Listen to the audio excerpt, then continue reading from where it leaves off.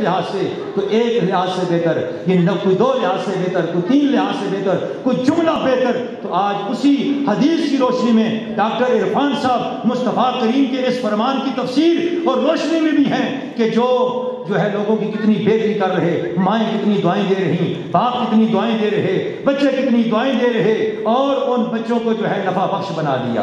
سبحان اللہ، خیر الناس من ینفع الناس، تم میں سے وہ بہتر ہے جو لوگوں کے لیے نفع بخش ہو۔ لیکن یہ ایک جہت کا نفع ہے، یہ بھی قابل قبول ہے، یہ بھی احسن ہے، ہر ایک کا اپنا شعبہ ہے۔ ڈاکٹر جو ہے وہ علاج کرتے ہیں، نفع بخش ہیں، اساتذہ پڑھاتے ہیں، نفع بخش ہیں، اور دیگر جتنے بھی ہیں، لیکن من حیث الکل، من حیث الجمیع نقش ہونا چاہیے۔ کیوں؟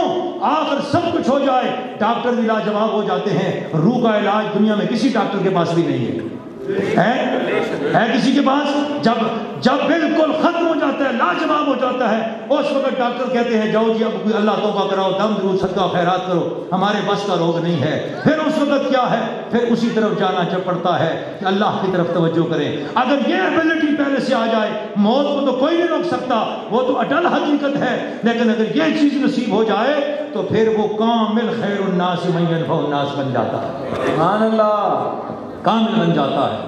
عزیزان محترم، پیارے دوستوں، بزرگوں، تو ہر لحاظ میں اپنے آپ کو خیر والا بناؤ، اپنے آپ کو جو ہے لوگوں کو نفع دینے والا بناؤ۔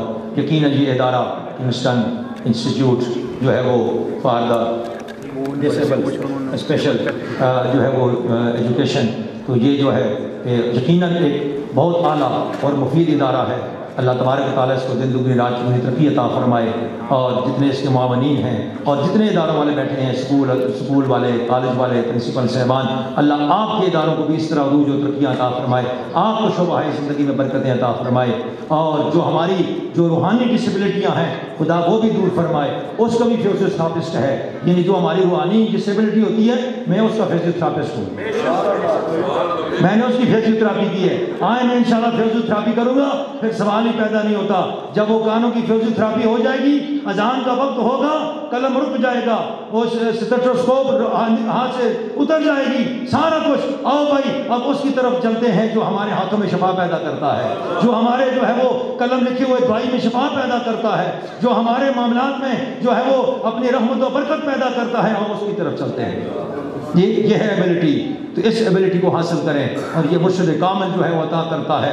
دونوں چیزیں ہیں، اللہ نے انبیاء بھیجے، صلحاء بھیجے، یہ سارے کام چل رہے ہیں، دونوں کام ہیں، ہتھکار ول دل یار ول۔ ان کو کام سے نہیں روکا، یہ نہیں کہا اس طرح بوریا لو اور چلو آستان دارالعرفان شریف آ جاؤ، ادھر آ کے بیٹھ جائیں، یہ کیا کر رہے ہیں، یہ کوئی فضول کام ہے، یہ نہیں، نانا، دونوں کام، یہ سب کام سارے دنیا کے ہر شعبے میں ترقی کریں، لیکن کیسا ہو؟ آپ کی نظر خدا کے ساتھ جڑی ہو، دل خدا اور مصطفیٰ سے جڑا ہو۔ یہ ممکن ہے، یہ کوئی پریشانی والی بات نہیں ہے، اس کے لیے کچھ نہیں چھوڑنا پڑتا، سب کچھ ساتھ ساتھ چلتا ہے، دونوں چیزیں ساتھ ساتھ چلتی ہیں، اس لیے دنیا بھی وہ اچھی ہوتی ہے اور دین بھی وہی اچھا ہوتا ہے۔